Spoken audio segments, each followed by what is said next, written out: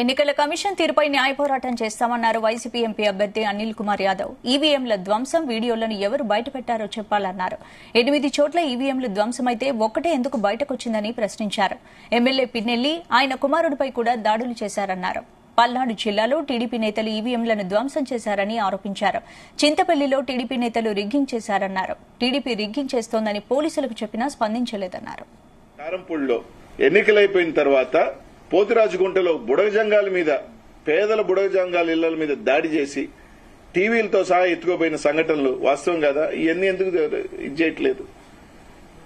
ఈరోజు కేవలం మేము అడుగుతా ఉన్నాం, ఈ 4 గ్రామాలకు సంబంధించి మీరు ఫుటేజ్ రిలీజ్ చేయండి.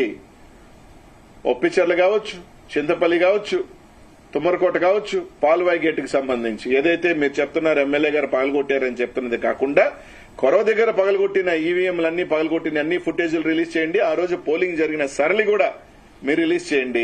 ఖచ్చితంగా దాంట్లో రిగ్గింగ్ జరిగిన మాట వాస్తవం కదా, పోలీసు అండదండలతో జరిగిన మాట వాస్తవం కదా అని అడుగుతా ఉన్నా. ఇదే ఎమ్మెల్యే గ్రామంలో ఒక డీఎస్పీ గారు జగదీష్ గారిని పొద్దున్నీ సాయంకాలం దాకా పెట్టారే, కేపీగూడెంలో పెట్టారే, పెట్టి ప్రతి ఓటర్ని ఇది నువ్వు కరెక్ట్ ఓటరా అని చెప్పి వెరిఫై చేశారే. ఈ గ్రామాల్లో ఎందుకు పెట్టలేదు? మా కృష్ణదేవరాయలు గారు అడుగుతారు, ఎక్కడా సగరునే కనుక్కోండి. ఎమ్మెల్యే గారి సంబంధించి మాచర్లో పెట్టలేదా, కేపీగూడెంలో పెట్టలేదా? ఈ 4 గ్రామాల్లో మీకు సంబంధించి రిగ్గింగ్ గ్రామాల్లో మీ సామాజిక వర్గం సంబంధించి ఎస్సీలని, బీసీలని, ఎస్టీలని కుట్టి తరిమేస్తున్న సంఘటనలు వీడియోలు మీకు కళ్ళ కనిపించలేదా? వీటి మీద రీపోలింగ్ చెప్పే ధైర్యం మీకు ఉందని అడుగుతా ఉన్నాం. ఎలక్షన్ కమిషన్ ఎవరు చేశారో దాన్ని బాధ్యులు చేసి వాళ్ళ మీద యాక్షన్ కట్టాలి కదా. ఇట్స్ ఎ కాన్ఫిడెన్షియల్ రిపోర్ట్ బయటకు వచ్చినప్పుడు అవి ఎందుకు తీసుకోవట్లేదు? దాని గురించి మీరు ఎందుకు యాక్షన్ తీసుకోవట్లేదు? సంబంధించిన అధికారులు ఎవరైతే ఉన్నారో వాళ్ళ మీద కూడా చర్యలు చేపట్టాలా లేదా, ఇన్వెస్టిగేషన్ చేయాలా లేదా? ఖచ్చితంగా డిమాండ్ చేస్తాం. అది ఎలక్షన్ కమిషన్ వదిలేస్తున్నాం, ఇంకెంతకన్నా మీ నైతికతకు వదిలేస్తున్నాం.